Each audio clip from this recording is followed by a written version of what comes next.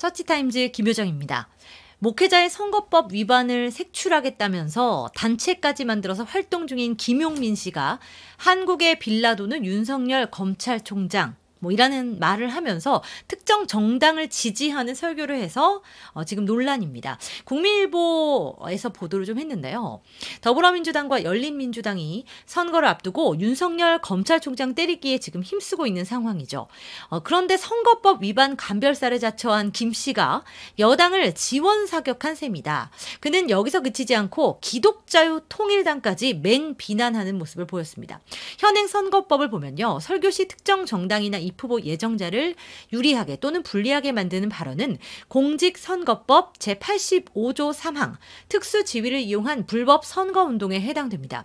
김 씨는 지난달 28일 벙커힐 교회에서 우리에게 왕이 없나이다 라는 설교를 하고 한국의 빌라도는 윤석열 검찰총장, 검찰을 아무리 비난해도 결국은 검찰을 찾아와서 저 새끼 혼내주세요 하는 구조 아닙니까?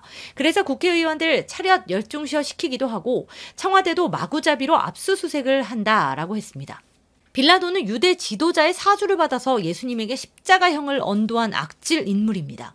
특히 광고 시간에는 전광훈 집단과 기독자유통일당이 평화나무를 고소 고발했다. 수감 중 지시한 것 같다. 라면서 그들의 소송은 어느 것 하나 반박 못할 것이 없다. 시대착오적이고 수구 냉전적 논리의 범주에서 연민을 느낀다면서 적폐저항에 개의치 않겠다. 라면서 맹비난했습니다. 김 씨가 이런 활동을 하는 것은 한국교회의 족쇄를 물리고 여권에 유리한 상황을 만들기 위해서라는 유추가 가능하다. 이렇게 국민일보는 보도하고 있는데요.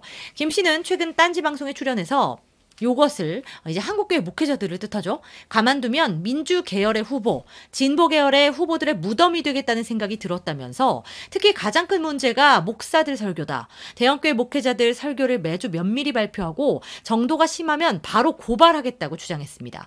이어서 정부나 공공이 설교에 대해서 뭐라고 하면 종교 탄압이라고 이야기한다. 하지만 개신교 단체인 평화나무가 개신교 목사의 설교에 대해 지적하고 비평하고 책임을 묻는다면 찍소리도 못할 것이라며 이러한 행동이 사탄이라면 사탄하겠다 라고 말했습니다. 실제로 김 씨는 2일 청주의 한 교회 장로가 수요 예배 기도 시간에 했던 기도를 표적으로 삼고 선거법 위반으로 고발하겠다고 으름장을 놨습니다. 김 장로는 예배 때 가정 파괴의 주범인 동성애를 막아주시기를 바란다. 차별금지법을 통해서 교회의 복음 전파를 막으려는 사탄의 괴계를 깨뜨려달라고 기도했다고 해요. 그런데 이 김용민 씨가 특정 정당 반대에 해당한다면서 낙인을 찍었다. 이렇게 보도가 돼 있습니다.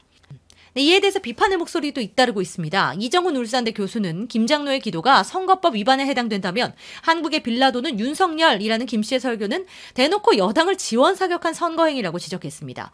이 교수는 다수의 목회자가 후보자를 특정하거나 특정 정당을 명시하지 않았는데 차별금지법의 우려를 표명했다는 이유로 여권에 불리한 발언을 했다는 이유로 선거법 위반으로 몰아가고 있다면서 김 씨의 이런 행태는 헌법이 보장하는 종교 표현의 자유를 위축시킬 가능성이 농후하다고 우려했습니다.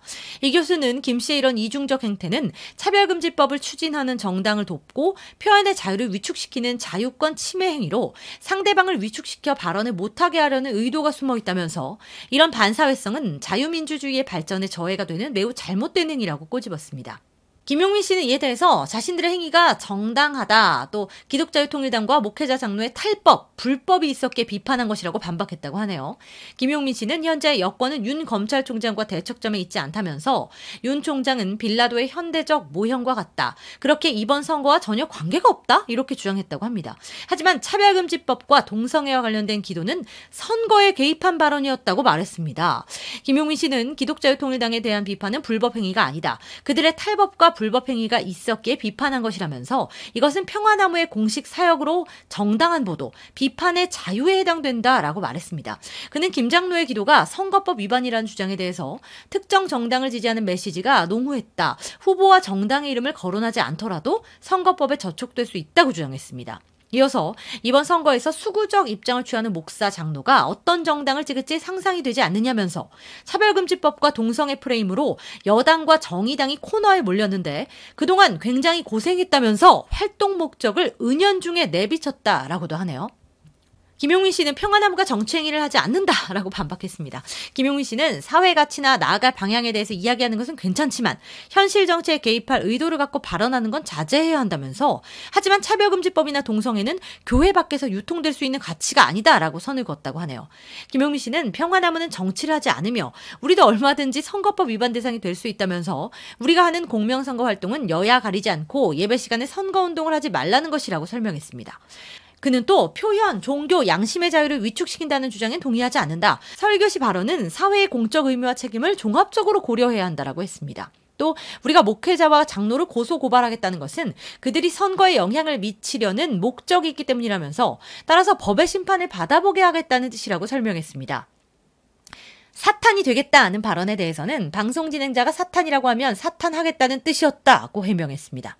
김영길 바른군인권연구소 대표도 단지 여권에 불리하다는 이유로 목회자의 설교를 선거법 위반으로 몰아가려는 김 씨의 행태는 특정 정당을 당선시키기 위해 정체를 숨긴 채 교묘하게 진행하는 선거운동이라고 비판했습니다.